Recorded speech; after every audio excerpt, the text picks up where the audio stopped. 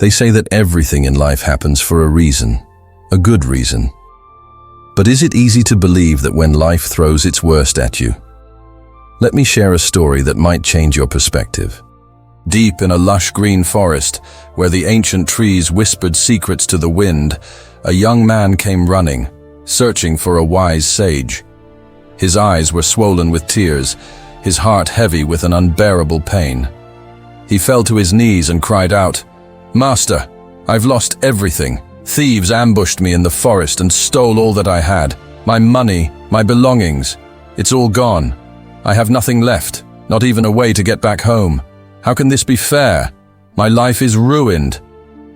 The sage, with a calm and serene presence, looked at the boy with gentle, knowing eyes. He placed a hand on the young man's trembling shoulder and said softly, "Do not worry, my son. Whatever has happened for a good reason."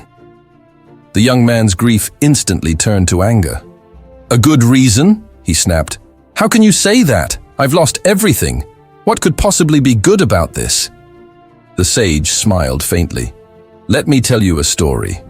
A long, long time ago, in a small village nestled by a river, lived a poor farmer with his wife and their young son. They didn't have much, just a humble house and a few sacks of grain. But one year, a great flood swept through the village. The roaring waters were merciless, destroying homes, swallowing fields, and washing away everything in their path. The farmer lost it all, his house, his land, even the small savings he'd hidden away. He sat in utter despair, his head buried in his hands, and cried out, "How will we ever survive this? It's over. This is the end." But his young son, his spirit still unbroken, walked over and said, "Father, don't worry. Whatever happens for a good reason." The farmer stared at him, his face a mask of disbelief. "How dare you say that? Everything we ever owned is gone. There is nothing good about this." In a fit of anger and grief, the farmer shouted at his son, "Leave my sight! You are no longer my son!" Heartbroken, the boy turned and left, tears streaming down his face as he disappeared into the chaos. Hours later, as night began to fall, a wave of regret washed over the farmer. "What have I done?" he whispered to himself. But before he could even think about searching for his son, a rescue boat appeared through the gloom, slicing through the floodwaters. The rescuers helped the farmer and his wife climb aboard, taking them to safety. His wife managed a faint smile. "See? Our son was right. Help has come." But the farmer, blinded by his loss, still couldn't see it. "What help?" he said bitterly. "We've lost everything. Our home, our land, our entire life." Weeks passed. The floodwaters finally receded, but life was harder than ever before. One morning, his wife said, "You should go to the city, find some work. Maybe we can start our life over."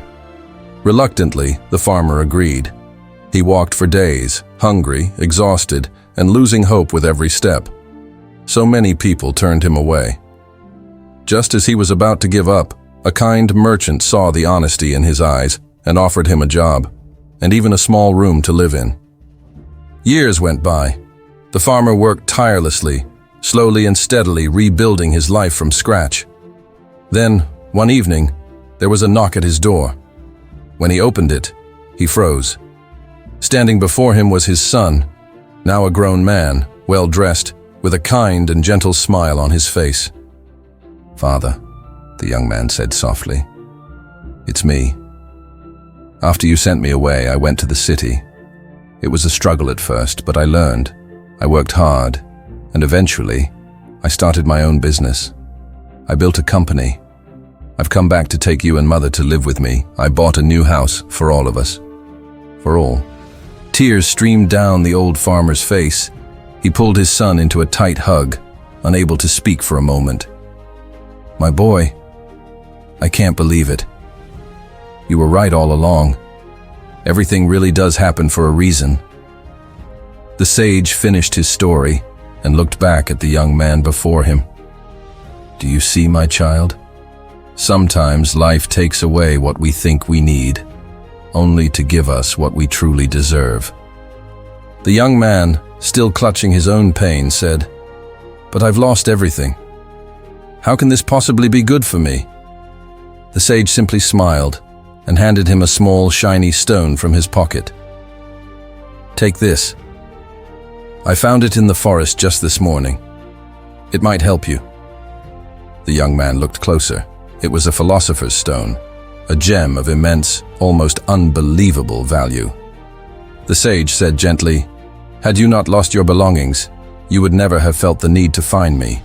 And if you hadn't met me, this stone wouldn't be in your hands. You can sell it in the city and regain far more than what you lost." The young man stared at the stone, the sage's words echoing in his mind as realization dawned in his heart. He bowed deeply, not in sorrow, but in profound peace and gratitude, and left the forest a new person. Life often tests us in ways we can't possibly understand in the moment. Sometimes, what feels like the end is simply the beginning of something far greater. The storms, the losses, the heartbreaks, they all serve a purpose that we may not see today. Just like the farmer who lost his home only to find a better life, or the young man who found immense fortune through his loss, we too must learn to trust life's timing.